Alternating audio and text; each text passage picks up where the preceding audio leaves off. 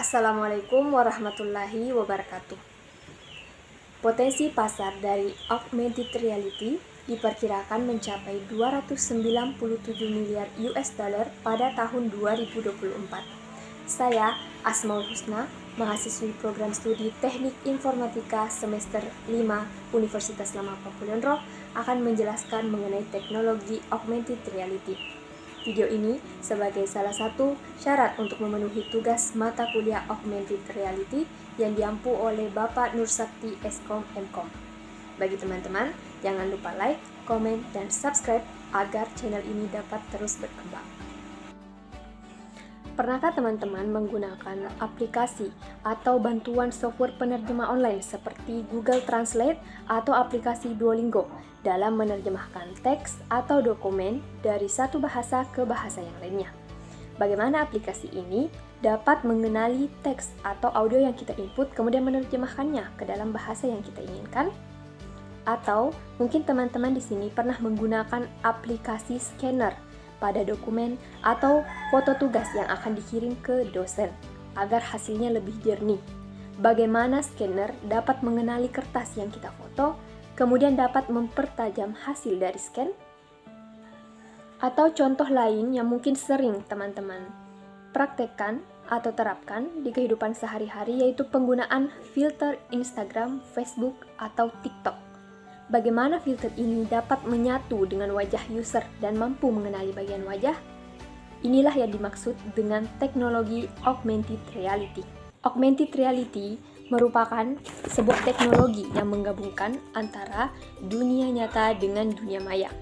Hal ini memungkinkan user atau pengguna dapat berinteraksi secara real time. Memang augmented reality ini adalah campuran dunia nyata dengan dunia maya.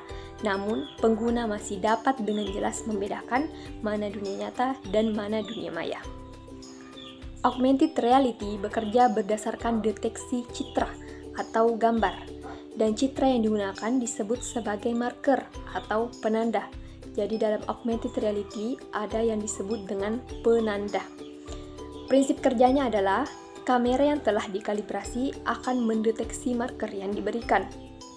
Setelah mengenali dan menandai pola marker, webcam akan melakukan perbandingan apakah marker yang dimiliki sesuai dengan database atau tidak. Jadi, dalam augmented reality kita memerlukan marker yang sudah terdaftar pada database. Adapun metode dari augmented reality terdiri atas dua, yaitu marker based tracking dan markerless augmented reality.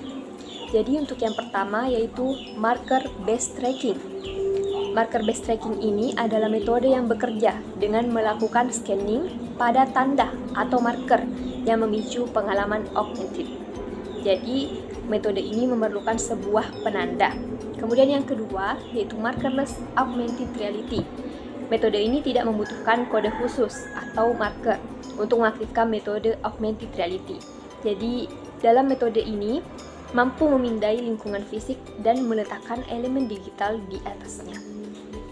Contoh dari penerapan marker based tracking yaitu pada sebuah produk yang disediakan sebuah barcode, di mana jika user mengakses barcode tersebut, maka akan muncul seluruh fitur dan spesifikasi dari sebuah produk. Misalnya di sini produk Porsche. Kemudian yang selanjutnya untuk contoh dari penerapan markerless augmented reality yang tidak membutuhkan sebuah penanda. Ini bisa kita lihat pada aplikasi Pokemon Go. Jadi, dalam aplikasi ini tidak memerlukan marker apapun. Yang dibutuhkan hanyalah media datar, kemudian mengarahkan kamera dan Pokemon Go akan muncul dan bisa dimainkan oleh user. Adapun contoh-contoh lain dari penerapan augmented reality dalam berbagai bidang kehidupan dapat dilihat pada cuplikan berikut ini.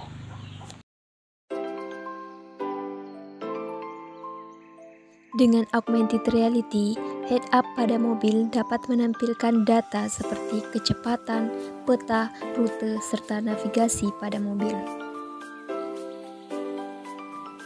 Dalam bidang bisnis, augmented reality dapat berperan dalam proses marketing dan promosi produk.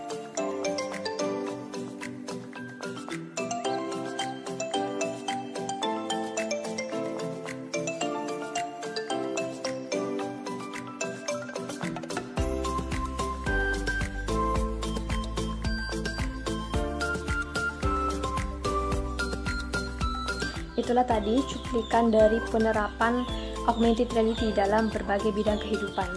Kemudian pembahasan selanjutnya yaitu mengenai alur dari teknologi augmented reality. Yang pertama, sensor visual mengidentifikasi objek fisik dengan mengenali bentuk atau penanda yang tertera atau yang terbaca. Jadi sensornya di sini bisa berupa kamera yang berada di ponsel, tablet, laptop, atau bisa juga menggunakan lensa pintar atau smart lens. Setelah sensor tadi mengidentifikasi objek atau marker, kemudian aplikasi augmented reality akan mengalirkan data dari sensor ke objek digital. Setelah itu, data digabungkan dengan data dari sumber lain, seperti dokumentasi teknik. Alur selanjutnya yaitu aplikasi akan mengambil informasi dan memvisualisasikan pada tampilan.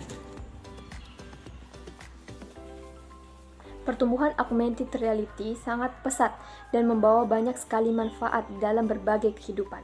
Adapun benefit augmented reality yaitu yang pertama, augmented reality mengurangi kelebihan kognitif. Kemudian yang kedua, augmented reality akan memperkaya realitas. Yang ketiga, augmented reality meningkatkan aksesibilitas dan mengurangi hambatan. Dan yang terakhir, memungkinkan visualisasi ide-ide abstrak di lingkungan dunia nyata. Itulah tadi pembahasan saya mengenai definisi dan pengenalan mengenai augmented reality, penerapannya sampai pada benefit atau manfaat yang dapat dirasakan oleh masyarakat dengan adanya augmented reality.